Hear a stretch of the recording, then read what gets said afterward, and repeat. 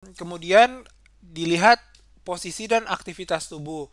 Kalau posisi sama aktivitas tubuh, ya kalau seandainya seseorang dia memiliki aktivitas tubuh yang tinggi, tentu saja dia akan jauh lebih membutuhkan suplai oksigen yang lebih tinggi gitu. Karena suplai oksigen di jaringannya juga lebih tinggi, berhubung sama aktivitas tubuhnya juga semakin tinggi, maka laju pernapasan pada orang tersebut juga akan tinggi gitu. Jadi semakin tingginya aktivitas tubuh, maka semakin tingginya aktivitas seseorang, maka dia punya kecepatan pernapasannya juga akan semakin tinggi.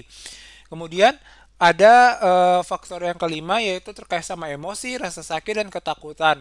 Nah, emosi, rasa sakit, sama ketakutan eh, dia akan menyebabkan terjadinya impuls yang menyerang pusat pernapasan, yaitu di pons dan di medula oblongata, sehingga misalkan seseorang yang karena dia ketakutan, ini juga ada reaksi hormonal, dan reaksi hormonal yang melibatkan adrenalin dan lain sebagainya, yang dimana hormon-hormon ini dia cenderung untuk meningkatkan metabolisme seluler, sehingga karena metabolisme selulernya ini juga akan meningkat, dia akan menyebabkan laju pernafasan atau laju, dan juga laju kebutuhan oksigen terhadap laju kebutuhan jaringan terhadap oksigen itu semakin tinggi. Karena kebutuhan oksigen semakin tinggi, maka dia juga akan mempercepat kecepatan pernapasan. Jadi apabila misalkan ketakutan ataupun rasa sakit, stres gitu, dia akan tubuh akan merespon itu dengan peningkatan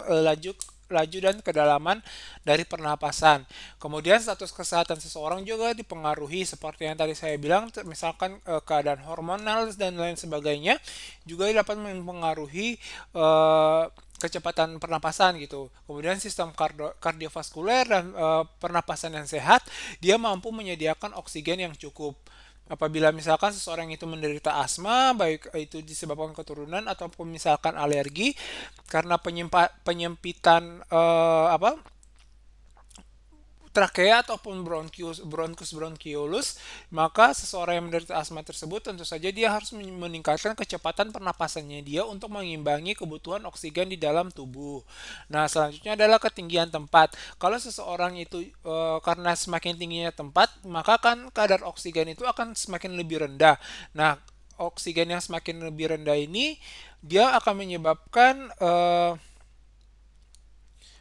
seseorang itu akan meningkatkan kecepatan frekuensi pernapasannya dia, karena semakin tingginya tempat tersebut dia oksigennya rendah, dia harus bernapas dengan cepat untuk menyuplai oksigen untuk aktivitas metabolisme selulernya dia gitu. Jadi semakin tingginya seseorang, tempatnya semakin tinggi, ketinggian tempatnya semakin tinggi, kadar oksigennya semakin menurun, dia menyebabkan kecepatan pernapasan juga akan semakin semakin tinggi. Oke, demikian faktor-faktor yang mempengaruhi laju kecepatan pernapasan ataupun kedalaman pernapasan pada manusia. Terima kasih, sampai jumpa di video berikutnya.